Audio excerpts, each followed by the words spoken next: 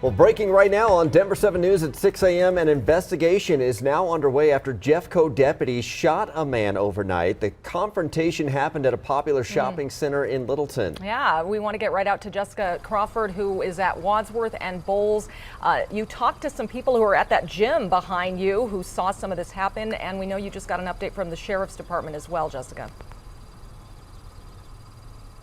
That's right, and the Sheriff's Department tells us that really this all unfolded because a person called the Sheriff's Office claiming that they were being followed to this area. And I'm going to step back and just give you a look at the scene right now. Jefferson County Sheriff's deputies tell us that this all took place around midnight. They received a phone call from a man claiming that he was being followed, but when the deputy arrived to this area, the suspect confronted him with a knife.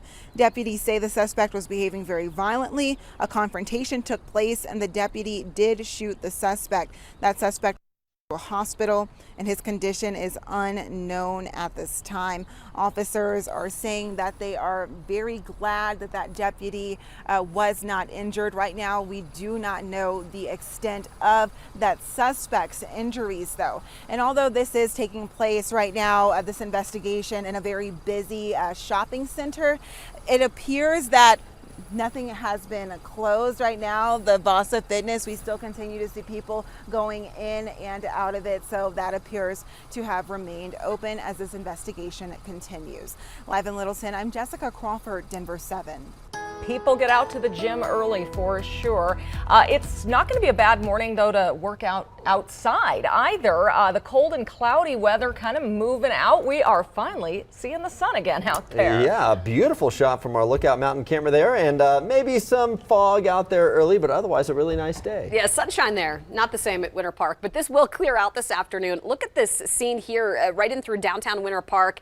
Very winter-like. We picked up some decent snow in through the northern Front Range Mountains, parts of Rocky Mountain National Park, picking up a good 4 to 8 inches of snow. That's going to clear out, and it will warm up in the mountains as we head into the weekend. Take a look at our warm up here today. We'll be at about 60 degrees by 12 o'clock by lunchtime, and then hitting highs a good 10 degrees above that, near 70 this afternoon. So it is going to be one of the warmer days that we've seen this week. Not the warmest, though. Tomorrow's going to be a good 10 degrees on top of what we'll see today. Near 70 across the southeastern plains, 40s and 50s in the central mountains. Coming up, we have some really warm weather on the way. We'll take a closer look at just how warm it's going to get. Plus, unfortunately, some higher fire danger in spots as the winds kick up. Details on our Super 7 Day, Micah, here in just a few minutes. All right, looking forward to it, Lisa. Morning commute is shaping up to be a great one. Most areas are running in the green this morning. That's what we like to see. We'll take a quick check of your drive times around the metro. Here towards the south, westbound C470 from Wadsworth to I-70, 15 minutes. Eastbound running about 13 minutes. If we go here to westbound I-270 from I-70 to I-25,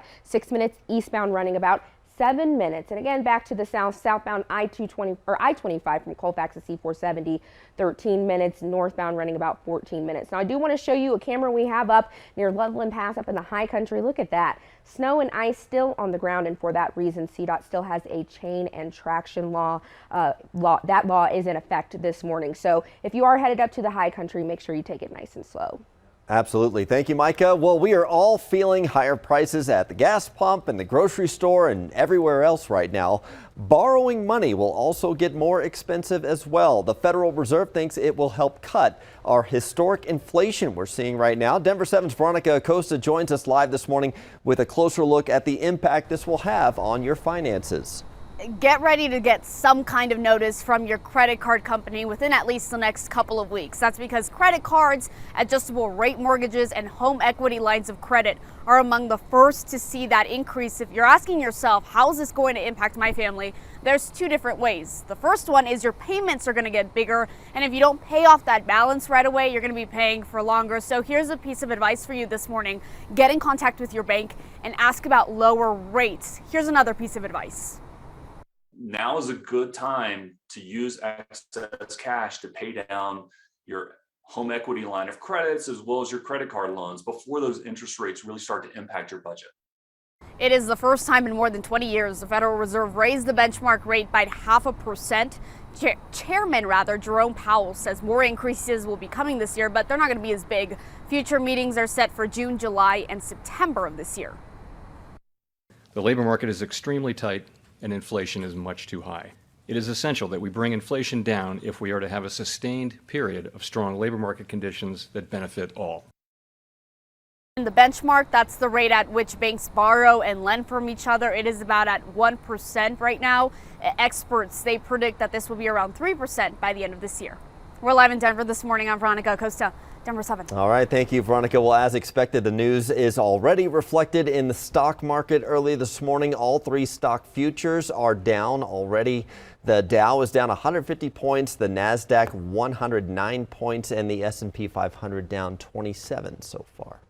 Well, this morning, new fences are up around the Supreme Court. Crowds have been gathering there all week after the leak of the draft opinion on abortion rights. Late last night, Justice Samuel Alito, who authored the opinion, canceled a judicial conference. A Supreme Court spokesperson did not give a reason why. President Biden is calling the draft opinion radical and warning of a wider impact on other rights. What happens if you have a state changes the law saying that children who are LGBTQ can't be in classrooms with other children? Is that legit under the way the decision is written? Also yesterday, President Biden called out supporters of former President Donald Trump, calling the group the most extreme political organization that has existed in recent American history. Members of a Boulder church are cleaning up for a second time after people vandalized and spray painted messages on the church walls criticizing their anti-abortion stance. The sheriff's office says the graffiti on Sacred Heart of Mary Church is similar to what investigators saw there in September of last year. They had not made any arrests in that earlier case. One parishioner says he's disappointed but not surprised. We think this is related to an annual pro-life memorial we have on our front lawn every October for Respect Life Month. We put out 3,000 crosses signifying how many abortions there are in the United States every single day. The first time this type of an attack occurred at our parish happened the first few days of October last year. So this is a repeat. Yeah, investigators say they're looking at evidence, including surveillance video, in hopes of finding the suspects. Denver police are no longer required to give the homeless a 7-day notice before sweeping encampments. A U.S. Court of Appeals overturned that requirement. City officials say they still plan to continue giving notice to those forced to move. Denver Public Schools is looking for ways to cut its budget as the number of students in classrooms continues to dramatically decline. It's estimated enrollment will decline 6% by 2025. And now the district is cutting 76 positions in its central office to save $9 million. We expect to hear more about the cuts at a Board of Education meeting this evening. Well, nearly 9,000 people are getting ready to graduate from CU Boulder this morning. This will be the first large graduation ceremony at Folsom Field in 3 years because of pandemic disruptions. It will honor graduates from last fall and this spring. CU is expecting about 25,000 people to attend this year. So if you are going to the graduation or even just traveling in that area, be prepared for some heavy traffic. They'll be throwing their caps extra high in the air this year. One of today's graduates, this is a really cool story, has been waiting for this day for more than 50 years. Frank Webb was about to graduate in 1968 from CU Boulder when he got drafted and sent to Vietnam. And while he was there, his diploma was sent to his mom. My mother never got to see me actually graduate. She had the piece of paper. She got it to me. I had the piece of paper, but something was kind of missing. Yeah, while his mother has passed since then, Frank and his wife will be at the CU graduation ceremony today. He majored in political science and minored in sociology. So a long overdue celebration for him. Hey, look at what we found in our archives. You recognize the person on the left there? It has been 20 years since Nicole graduated from CU Boulder. Broadcast journalism. Yes, major. all the way back in 2002. Yes. 20. So yeah, no, I can't compete with Frank 50 years later, but. Was this a cell phone picture? Was this a No, I don't know what we were taking photos on back then. I had to pull that out of my photo album. Disposable camera. You know, one of those. Do you age? Look at you. I've done it. Yeah, I guess I'm doing pretty good. Thank you, Lisa. Oh. Lisa graduated from CU just a little before me, right? One year. A little older. 1 year. We definitely didn't have cameras then. Low 40s this morning as your kids are heading off to school.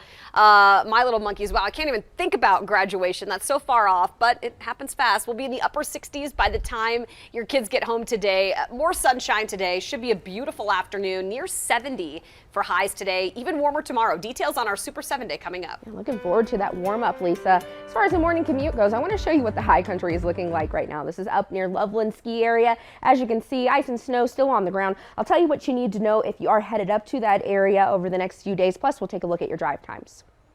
Well, many of us are looking for ways to save at the pump. Still, yeah, coming up, the changes some grocery stores are making to their fuel points programs. Also, today is Cinco de Mayo, so a chance to celebrate. We're going to run down some special events planned around the metro.